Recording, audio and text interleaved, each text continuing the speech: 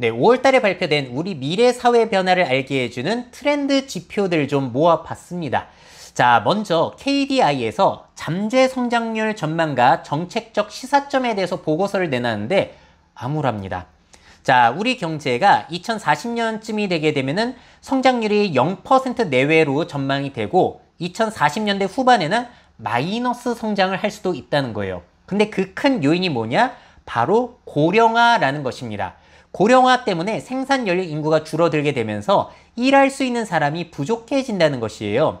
50대 같은 경우에는 경제활동 참여율이 80%가량이 되는데 60대 이상이 되게 되면 50%를 하회하게 되잖아요. 그래서 고령 사회일수록 일 안 하는 사람이 늘어나기 때문에 경제가 성장하기 어려울 것이라는 이야기를 담고 있는 겁니다. 자, 그래서 KDI에서는 어떤 제언을 하고 있는가? 2040년대 후반에 역성장이 예상이 되고 경제 구조 개혁이 지체될 경우 역성장 시점이 2040년대 초반으로까지 빨라질 수 있다. 그래서 혁신 기업이 새로운 시장을 개척할 수 있는 여건을 마련해야 되고 인적 자원을 유연하게 효율적으로 재분배할 수 있는 여건을 조성해야 된다. 자, KDI는요, 연공 서열로 경직된 임금 체계, 그리고 노동시간 규제 등을 완화해야 된다라는 이야기를 하고 있어요. 제 의견은 아닙니다.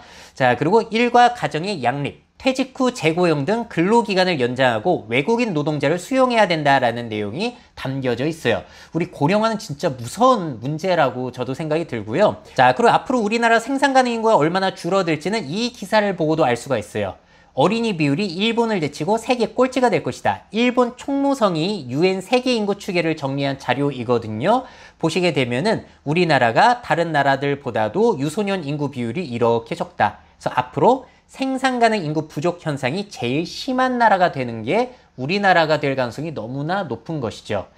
자, 그러면 또 지금의 젊은 층들이 또 일에 보람을 느끼고 열심히 일할 수 있는 여건이 되면 좋을 텐데 보시면은 신입사원의 60%가량은 평균 1에서 3년 내에 퇴사한다라는 인크루트 조사도 있었습니다. 자, 이것도 심각한 문제라고 할 수 있는데 또 이것도 보세요. 요즘 젊은 세대들 같은 경우에는 승진을 꺼리는 분위기도 나타난다는 거예요. 자, 조사를 해봤더니 향후 리더 역할을 맡지 않을 때 불안하지 않다가 응답이 거의 절반가량, 불안하다보다 2배 이상 많다는 거고요. 리더를 맡을 의향이 있다는 의견이 전체 응답의 36.7, 의향이 없다는 32.5, 거의 차이가 없다. 그럼 리더가 왜 되기 싫은가? 팀 조직 성과를 책임지는 게 부담스럽다. 실제 업무량이 더 많아질 것 같다. 뭐 이런 것들로 꼽고 있다는 거예요. 승진과 일에 대한 욕심도 예전 같지가 않다. 그러니까 확실한 보상 체계가 필요하고 조직 문화에 대해서도 기업에서는 고민을 꼭 해봐야 되는 그런 시기라고 생각이 됩니다. 그렇지 않으면 우리 미래는 더 암울할 것 같아요. 자, 그리고 이 와중에 AI가 기존의 일자리를 대체하고 있는 현상들이 펼쳐지고 있는데요. 국제노동기구가 발행한 생성형 AI와 직업 보고서를 보시게 되면은 흥미로운 내용이 또 나오게 됩니다. 자, 아래쪽에 그라디언트 1부터 4가 있는데 숫자가 높을수록 AI로 자동화될 가능성이 높은 일이에요. 좀 자세하게 이 수치를 보시게 되면은 이거를 남녀 그리고 소득별로 나눠놨거든요. 근데 여성이 남성보다도 지금 보시게 되면 주황색과 빨간색 3, 4 비율이 2배 이상 높은 것들을 여러분들이 볼 수가 있습니다. 그리고 저임금보다는 고임금 직업이 대체될 가능성이 높다라는 내용이 보고서에서 나오고 있어요. 아무래도 사무직이 자동화되고 있다 보니까 이런 현상이 나타나고 있는 것 같고, 다만 남성들의 경우에는 육체 노동을 하는 비율이 높다 보니까 생성형 AI에 의한 영향은 여성보다는 덜 받게 된다라는 게 보고서의 내용입니다. 자, AI의 발달이 남성과 여성의 직업에 미치는 영향이 다를 수 있다는 부분은 우리가 꼭 주시를 해야 되는 부분이 아닐까 싶어요. 자, 그리고 마지막으로 살펴볼 지표는 뭐냐면은 UN 개발계획이 발표한 2025년 인간 개발 보고서입니다. 올해 주제는 선택의 문제, AI 시대의 사랑과 가능성이라는 주제였는데요. 일단 이 보고서에서 사람들이 많이 주목을 하고 있는 것은 휴먼 디벨롭먼트 인디시스, 인간 개발 지수라는 것이고요. 이게 수명, 교육, 그리고 1인당 국민소득 등으로 삶의 질을 평가하는 거예요. 보시면 1위는 아이슬란드, 2위는 노르웨이, 이렇게 복지 천국들에서 높은 점수를 받고 있고요. 우리나라 같은 경우에는 20위를 차지를 했습니다. 전년도보다 한 단계 하락이 됐고 2012년 12위였다가 하락해서 지금 20위층에서 등락을 거듭하고 있어요. 그런데 이 순위보다도 중요한 내용이 보고서에 담겨 있더라고요. 팬데믹 이후로 전 세계 인간 개발 지수가 회복되지 못하고 있다고 합니다.